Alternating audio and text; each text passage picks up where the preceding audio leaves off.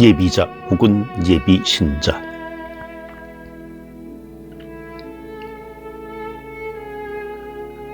세례 후속 교육 관심으로 냉담률 줄여야.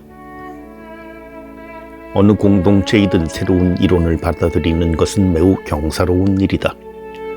그리스도교 공동체는 이 경사로운 일을 준비하는 데 심혈을 기울인다. 특히 박해 시기에는 배교자 한 사람이 공동체 전체를 와해시킬 수도 있었기 때문에 인격적으로 성숙하고 심지가 굳은 사람을 선발하려고 심사를 했으며 그것을 통과한 사람만이 세례를 받을 수 있었다.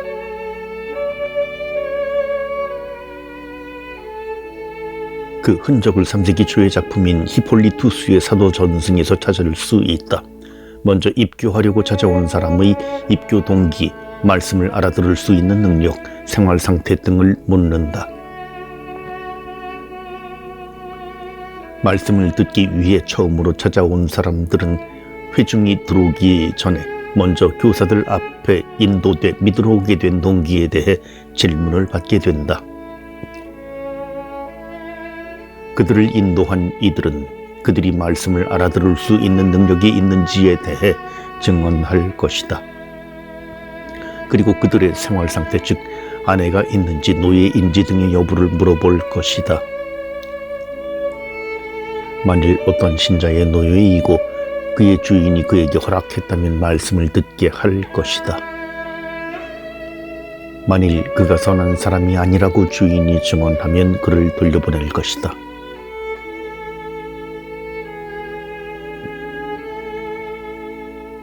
다음으로 그들의 일들과 직업들에 대해서 질문한다. 그리고 그리스도교인으로서 적합하지 않은 직업들에 대해서는 그만두라고 단호하게 말한다.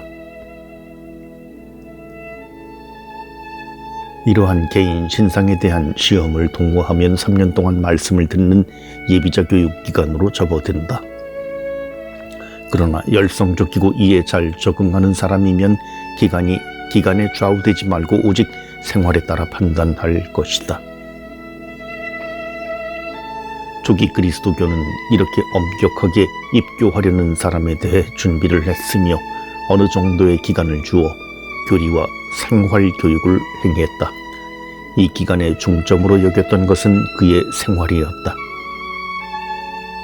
아무리 교리 내용을 잘 이해하고 암기를 했어도 그의 생활이 그리스도교화되지 않았다면 세례를 받을 자격을 얻지 못했다. 이렇게 그리스도교에 입교하려고 준비하는 사람을 예비자 혹은 예비신자라고 부른다. 이 단어는 중국의 예수회원들이 사용했다.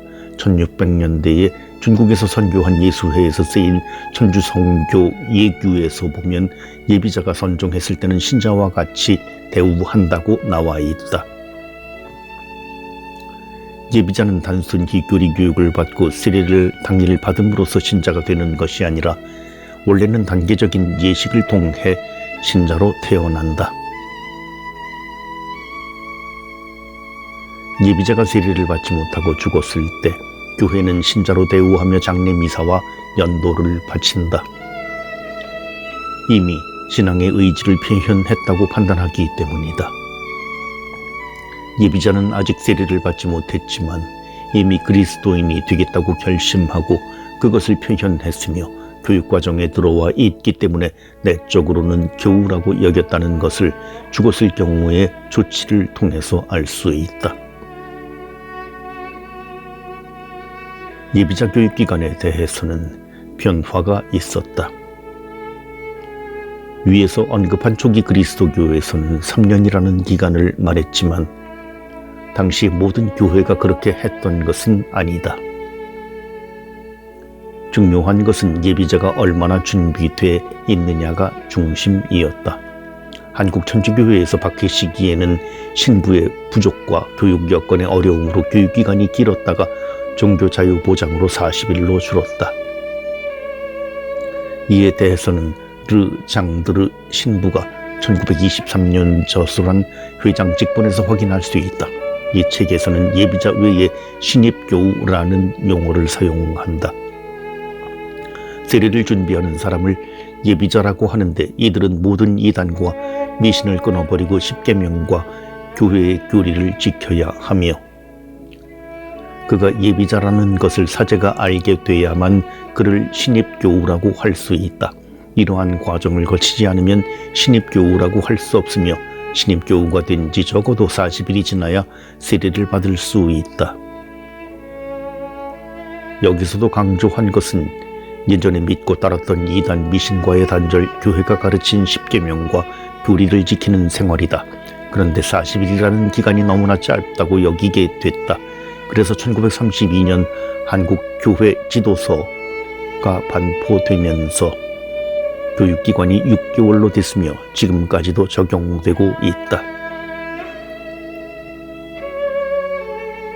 그러나 교회 한쪽에서는 이 기간도 복잡하고 변화가 심한 현 시대를 살아가는 현대인들이 그리스도의 사랑과 교회의 정신으로 무장하고 생활을 변화시키는 데 부족하다고 여겨서 1년으로 연장해야 한다는 목소리가 있다. 제2차 바티칸 공의회에서는 초기 그리스도교의 예비자 교육에 대한 연구 결과를 받아들여 어른 입교 예식을 4단계로 구분해 준비하도록 하고 실행하도록 예식서를 준비했다. 어른 입교 예식서 7항에서 각 단계의 목적을 간략하게 잘 설명해주고 있다. 각 단계는 예비 신자들을 탐구와 성숙의 기간으로 이끌고 준비시킨다. 첫째 기간은 교회가 복음을 들려주고 후보자가 탐구하는 예비 신자 이전 기간이라고 하며 후보자를 예비 신자로 받아들이는 예식으로 마친다.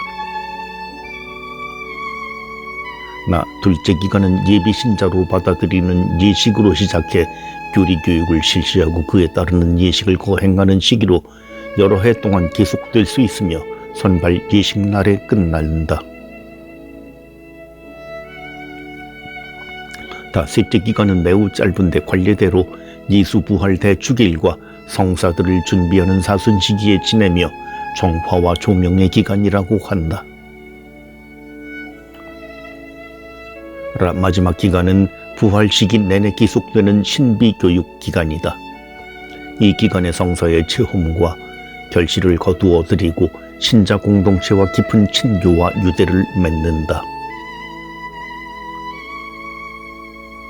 요즘 예비자들에 대해서 일선본당 사제들과 봉사자들은 많은 노력을 기울이고 있다.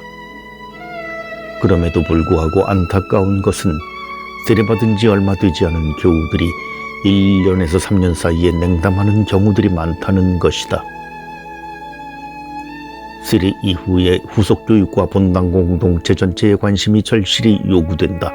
그리고 이혼과 재혼이 많은 시대라서 혼인장애에 걸린 예비자들에 대해서 조기에 파악해 장애를 해소시켜주는 사목적 배려가 필요하다. 또한 개신교에서 개종한 예비자의 증가로 교리봉사자들이 개신교에 대한 기본적인 이해가 필요하며 단순한 비교보다는 교회 사적인 과정과 교리의 차이를 잘 설명할 수 있는 능력이 요구된다.